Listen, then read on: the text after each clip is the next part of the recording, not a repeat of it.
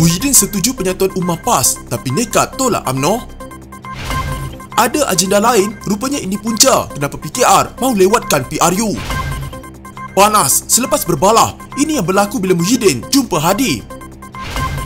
Akhirnya Peguam Najib buka mulut isu layanan istimewa dan kod merpati.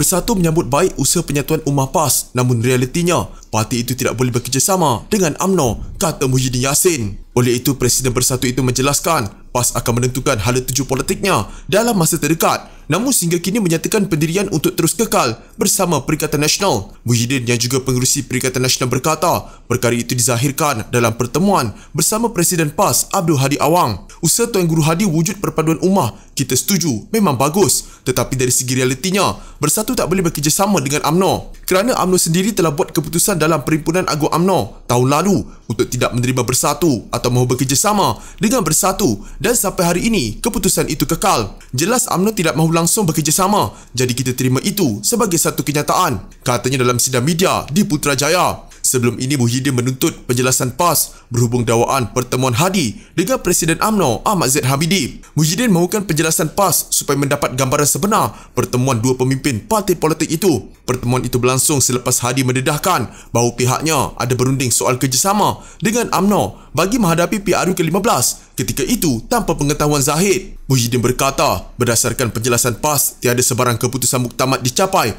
hasil pertemuan Hadi bersama Ahmad Zahid. Katanya PAS memberi bayangan akan membuat keputusan mengenai hala tuju parti bersama Perikatan Nasional dalam masa terdekat. Saya diberi bayangan dalam masa terdekat PAS akan buat keputusan muktamad tentang apakah hala tuju dia ke hadapan tentang Perikatan Nasional. Dia akan buat keputusan muktamad supaya kita tidak dilihat tidak kukuh. Dalam gabungan perlu ambil pendirian yang sama. Dalam semua gabungan tak perlu ada pertembungan, katanya lagi. Ditanya mengenai kenyataan Setiausaha Agung PAS Taqiyuddin Hassan bahawa parti itu menolak tindakan melabelkan Parti Melayu Islam sebagai musuh utama mereka, Muhyiddin mempersoalkan apakah PAS masih ingin bersama UMNO, namun dia yakin pertemuan dengan Hadi semalam telah menjernihkan segalanya.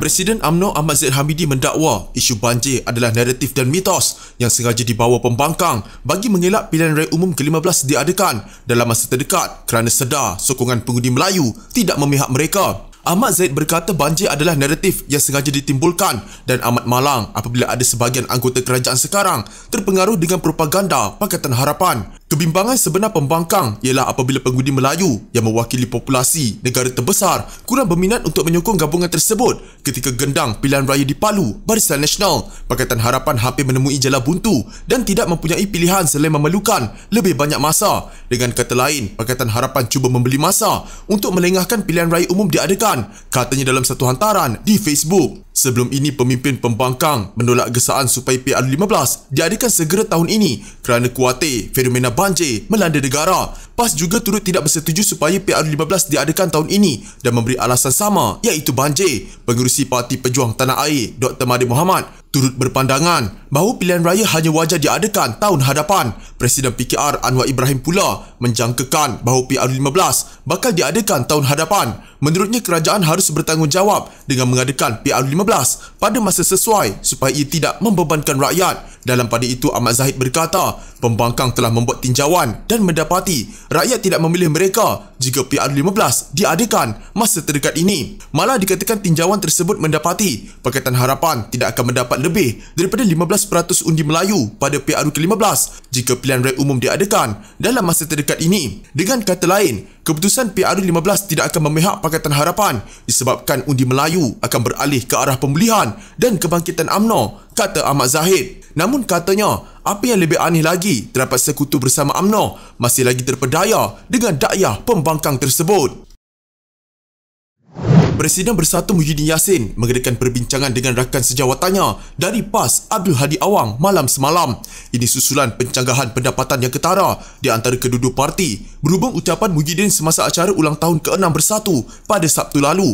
Menurut catatan Muhyiddin di Facebook, pertemuan itu berlangsung di rumahnya malam tadi. Alhamdulillah, perbincangan selama 2 jam malam tadi amat bermakna. Banyak perkara dipersetujui untuk memperkukuhkan Perikatan Nasional dalam menghadapi PRU ke-15, tulisnya. Perjumpaan itu berlangsung selang beberapa jam selepas Setiausaha Agung PAS Taqiyuddin Hassan mengeluarkan kenyataan bahawa parti itu tidak boleh menerima pendirian mana-mana pihak yang melabelkan Pertubuhan Melayu dan Islam lain sebagai musuh utama mereka. Muhyiddin pada Sabtu lalu menimbulkan rasa tidak puas hati sesetengah pihak apabila mengumumkan bahawa Barisan Nasional adalah musuh utama Perikatan Nasional pada pilihan raya umum ke-15 akan datang.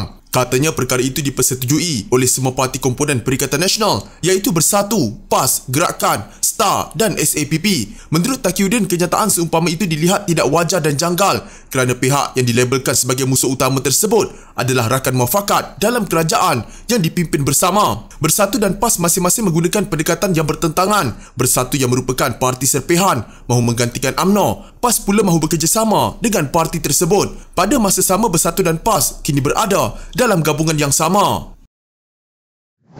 Peguam Utama Najib Razak menafikan dakwaan sesetengah pihak yang mengaitkan bekas Perdana Menteri itu dengan layanan istimewa di penjara. Menurut Muhammad Syafi'i Abdullah, di penjara Kajang, Najib tetap mendapat layanan yang sama seperti banduan lain di situ dan menganggap tuduhan tersebut sebagai mengarut. Pada masa sama, peguam kanan itu memberitahu dia tidak pasti mengapa Najib dihantar ke hospital rehabilitasi ceras dan berpendapat ia mungkin ada kaitan dengan masalah lutut ahli Parlimen Pekan berkenaan. Jadi apa rawatan yang istimewanya? Saya tak faham. Tak ada, katanya kepada media di Kompleks Mahkamah Kuala Lumpur. Syafi'i berada di situ bagi mewakili Najib yang dibicarakan atas tuduhan rasuah membabitkan dana RM2.28 bilion milik 1MDB. Najib kini ditahan di penjara Kajang selepas disabitkan atas 7 kesalahan membabitkan pecah amanah, salah guna kuasa dan pengubahan wang haram. Selain dihukum penjara, dia juga didenda RM210 juta. Pada 20 September lalu, Timbalan Presiden PKR Rafizi Ramli menuntut pihak berkuasa memberi penjelasan terhadap dakwaan Najib mendapat layanan istimewa di dalam penjara. Kesaan itu dibuat ekoran tularnya mesej mengaitkan Najib yang diberikan nama kod merpati diberikan layanan yang berbeza daripada banduan biasa. Terbaru, Presiden UMNO Datuk Seri Dr. Ahmad Zaid Habidi berkata, isu kod merpati yang sedang dimainkan pembangkang mempunyai kaitan dengan pembunuhan karakter bekas Perdana Menteri Datuk Seri Najib Razak. Dakwanya dengan menggunakan senjata politik itu, musuh Barisan Nasional mahu membunuh nama baik seteru politik mereka. Menurut beliau, mereka berharap nama Najib berjaya dibunuh selepas dipenjarakan. Namun aura bosku masih jadi sebutan rakyat hingga hari ini, menyebabkan lawan Barisan Nasional jadi seriau dan meneruskan misi pembunuhan karakter bosku walaupun Najib kini berada dalam tahanan. Namun kita percaya dan yakin niat jahat lawan Barisan Nasional itu tidak akan berhasil kerana mereka terlepas pandang perkara pokok tentang bosku, katanya dalam hantaran Facebook. Pemimpin-pemimpin Pakatan Harapan termasuk Timbalan Presiden PKR